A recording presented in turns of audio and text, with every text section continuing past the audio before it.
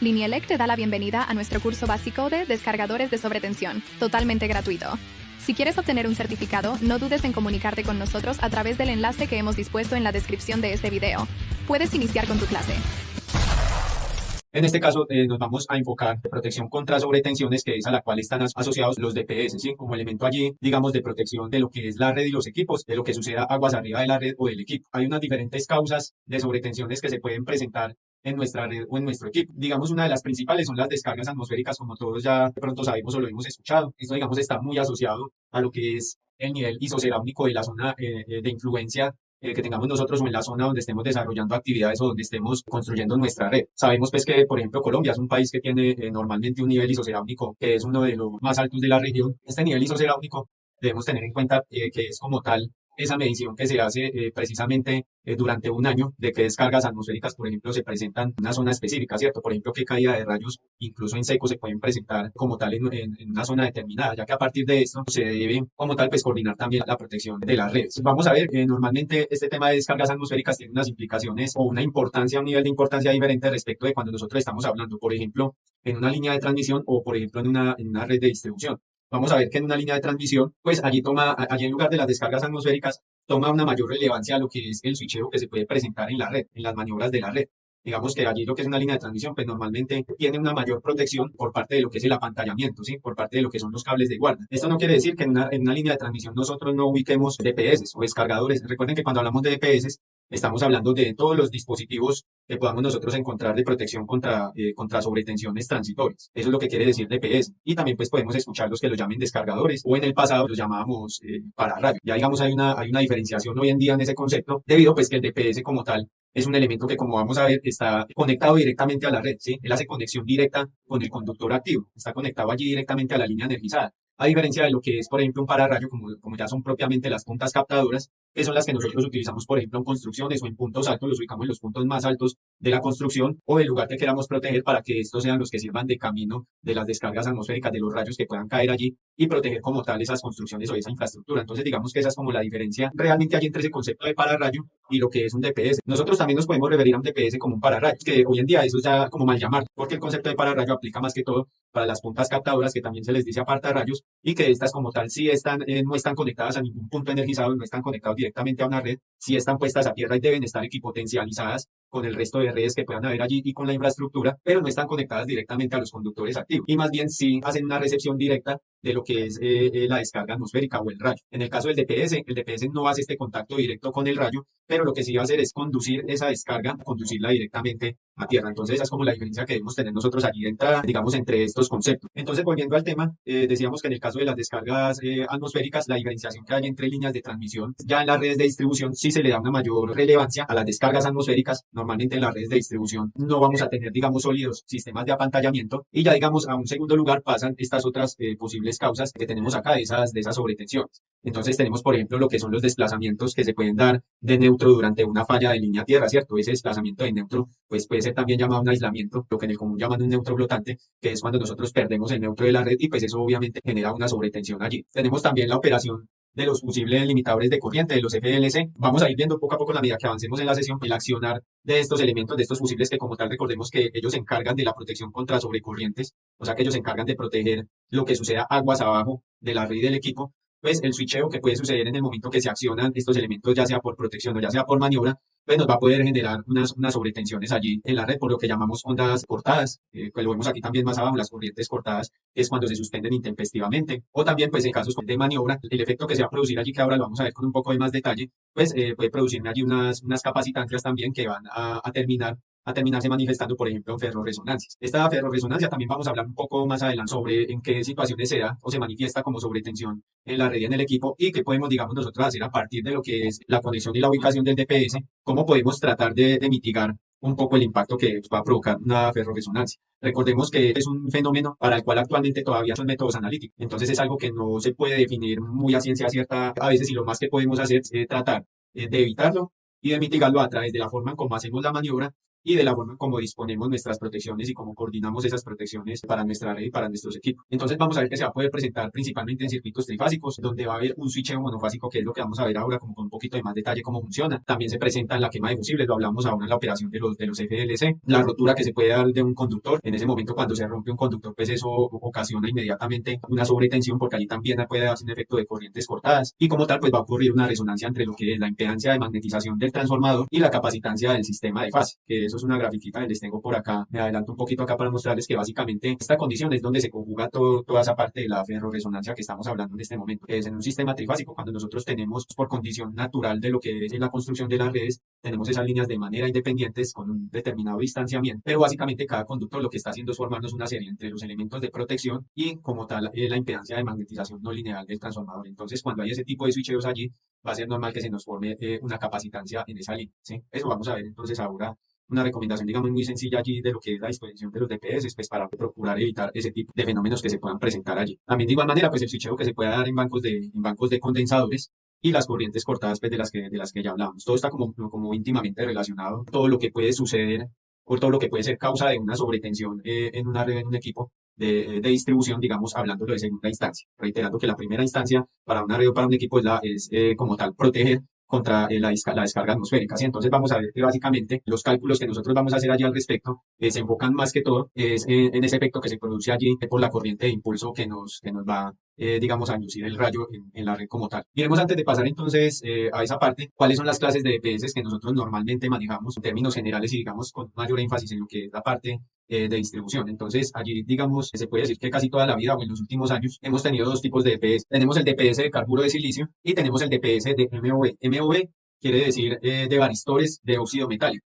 Ese es el DPS que hoy en día todos conocemos como DPS de óxido de zinc, debido a que el zinc es el material el óxido de zinc es el material que, digamos, ha mostrado un mejor comportamiento frente a lo que se requiere con un DPS. Y el de carburo de silicio, que ya, digamos, hoy en día ya no se utiliza casi, es muy poco lo que se ve digamos, en redes, por ejemplo, las conexiones de transformadores, ya es un tipo de DPS que ya no vemos casi en el mercado, pero todavía no lo encontramos en las redes. Esos son los dos tipos de DPS principales. Ese de carburo de silicio es el DPS que nosotros normalmente hemos visto en aislamiento de porcelana, que es más grande, como lo vemos aquí en la imagen, es más grande que el de óxido de zinc, que normalmente ya viene es en un aislamiento en material polimérico. Ese DPS de carburo de silicio se compone de unos elementos valvulares que son de ese mismo material de carburo de silicio y que están protegidos pues, de tensiones continuas a lo que es la frecuencia industrial. ¿Cómo se protegen? Se protegen a través de estos explosores, que son estos tres elementos que nosotros vemos aquí en la parte de arriba. ¿Sí? Si ustedes observan la única diferencia interna, pues por lo menos en la gráfica, porque pues hay una diferencia entre los dos elementos basada en el tipo de material, es que el DPS de MOV no cuenta con explosores. El DPS de carburo de silicio sí contaba con esos explosores también como parte de su misma protección, ya que estos actúan como unos aisladores durante las condiciones de tensión normal. O sea, mientras el DPS está funcionando, esos explosores hacen parte de ese aislamiento natural que él maneja respecto a esa tensión normal de operación y interrumpe la corriente, hablando de una corriente de una frecuencia de 60 Hz, que venga seguida de cualquier corriente que ya esté descargando a través del DPS. Entonces, vamos a ver que en la medida que ya nos vamos a los cálculos, pues eso genera también unas variaciones de MCOV ya como tal del DPS, ¿sí? Digamos, no nos vamos a enfocar mucho en cálculos con DPS de carburo de silicio, porque como les decía, pues es un DPS que ya, digamos, prácticamente está abolido, por lo menos acá en el país, ya está prácticamente por fuera del mercado. Y digamos que estamos trabajando es con lo que nos ofrece como tal el DPS de óxido de zinc. La diferencia principal que nosotros tenemos entre el DPS de carburo de silicio y el MOV o varistor de óxido metálico es que los bloques del MOV no son muy no lineales, ¿sí? Son tan no lineales que ninguna o al menos una pequeña corriente de potencia es provocada a tensión normal línea tierra. Entonces, recordemos que ahí cuando estamos hablando de esa no linealidad, es que la corriente que él va a conducir o va a descargar no va a depender tanto del voltaje o pues, de la tensión que se le esté aplicando. Esa es como su principal diferencia con el DPS de carburo de silicio. Podemos observarlo acá en esta gráfica, donde vemos esta primera línea, la que corresponde como tal al DPS de carburo de silicio. Acá frente pues, a lo que es una corriente de descarga, vemos cómo varía del voltaje nominal de línea tierra, o sea, el voltaje normal que está manejando el DPS, y cuando aumenta a esa tensión de descarga, a partir pues, de la influencia de una corriente de descarga, pues vemos que el comportamiento del DPS de carburo de silicio es muy lineal. Acá vemos básicamente que en ese caso, con el MOV, pues ya tenemos un comportamiento no lineal allí respecto de una tensión a la otra. Digamos que por esa razón es que el DPS como tal, MOV, pues no requiere esos explosores en serie que veíamos nosotros ahora acá en el de carburo de silicio. Allí pues sencillamente lo que hace el MOV es facilitar tanto la entrada como la salida de esa conducción. En el caso del DPS de carburo de silicio, este DPS de porcelana, si alguien lo llegó a conocer en operación, pues era un DPS que cuando se quemaba, botaba la tapa. Entonces uno se daba cuenta y eso era incluso hasta bueno porque podía uno identificar cuando el que había fallado era el DPS. Hoy en día a veces es muy complicado usted identificar eso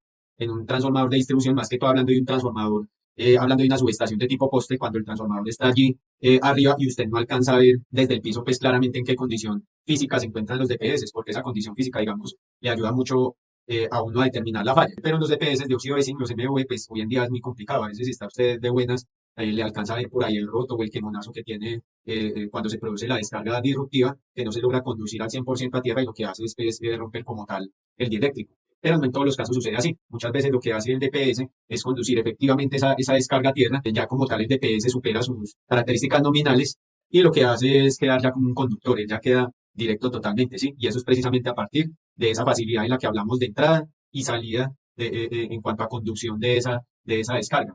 El DPS de carburo de silicio pues tenía allí como tal, por eso se habla que los explosores eran también como una protección del mismo DPS y lo que hacía pues también era conducir esa descarga, pero el explosor como su nombre lo dice pues lo que hacía era también en ese momento liberar al DPS de esa descarga, ¿cierto? Y allí quedaba el DPS totalmente por fuera y ya lo identificaba uno fácilmente y sabía que había que cambiar. Esa básicamente es como la diferencia principal que tienen ellos allí en cuanto a los bloques valvulares y también por ende pues el material del que se componen, como les decía ahora, que ya básicamente el DPS de MOV pues lo que consta de unos discos de óxido de zinc que lo que han hecho a su vez es reducir esos espacios internos y mejorar la conducción como tal de la descarga. Por eso vemos hoy en día que el DPS, este DPS de MOV, pues normalmente tiene una menor longitud que el DPS de carburo de silicio. Pero hay que tener en cuenta respecto a algo que estaremos pues ya mencionando, digamos, al final del tema, y es lo concerniente pues a las corrientes de fuga y de arco, ¿sí? Entonces, una cosa es que él puede hacer internamente más pequeño para mejorar esa descarga, pero externamente se debe seguir cumpliendo con las características de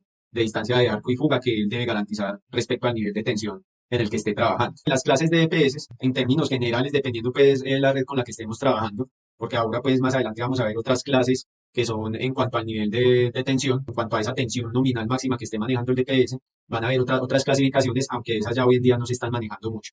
Digamos que las tres principales clases son estas que tenemos acá, que son distribución, DPS de tipo intermedio y DPS de tipo estación. Básicamente los DPS, como lo mencionamos ahora, incluso cuando estamos hablando dentro de la distribución que tenemos DPS de media tensión y tenemos DPS de baja tensión, incluso allí dentro de la distribución todos los DPS van a manejar unas diferencias en cuanto a sus características, pero la operación ellos van a seguir siendo igual, van a seguir cumpliendo el mismo objetivo, ¿sí? Entonces, independiente de que estemos hablando de un dispositivo, de un DPS para baja tensión, a que estemos hablando, por ejemplo, de un descargador en alta tensión ya para líneas de transmisión como un NGLA o un NEGLA, que igual dependiendo ya de la tecnología que estos elementos utilizan, ya en ese tipo de líneas, la tecnología que utilizan para descargar, valga la redundancia, esa descarga disruptiva, sigue siendo el mismo objetivo. Lo que va a variar simplemente es que en ese tipo de casos, pues por ejemplo, un descargador ya en una línea de transmisión incluso me puede enviar señales a través de transceptores a un centro de control y todo el cuento pues para yo poder identificar y hacer seguimiento a mi línea y saber en qué condición quedó esa protección. Pero como les decía hace un momento, pues en transmisión digamos que eso no es lo primordial, ¿sí? Obviamente hace parte del diseño del diseño de las protecciones que se debe tener para ese tipo de infraestructura, pero en una segunda instancia. La principal diferencia ya de los DPS en cuanto a tipo, pues va a ser el tamaño. Van a variar dependiendo esa tensión nominal, van a variar de tamaño, pero a su vez, pues también van a variar. Si, por ejemplo, yo estoy utilizando un DPS de tipo distribución, pues es muy diferente en su composición, en su tamaño, lo que es ya un DPS de tipo estación, ¿sí? Tengamos en cuenta que entre más grande sea el bloque del DPS como tal, pues lo que va a hacer es reducir la tensión de descarga. Entre más grande va a reducir la tensión de descarga y va a incrementar aún más pues, su capacidad de energía y su confiabilidad. Los que nosotros conocemos como de tipo distribución, pues son los que normalmente vamos a utilizar en todo lo que son los alimentadores pues, de red, en todo lo que son los seccionadores, en los transformadores de distribución, sea del tipo que sean. Mientras que, por ejemplo, los DPS ya de intermedio o de tipo estación, pues ya los vamos a ver más que todo en subestaciones y, como les decía, pues también para la protección en líneas de transmisión. Gracias por ver esta clase hasta el final. No olvides suscribirte y conectarte con nuestra siguiente sesión en el video que está apareciendo a tu derecha.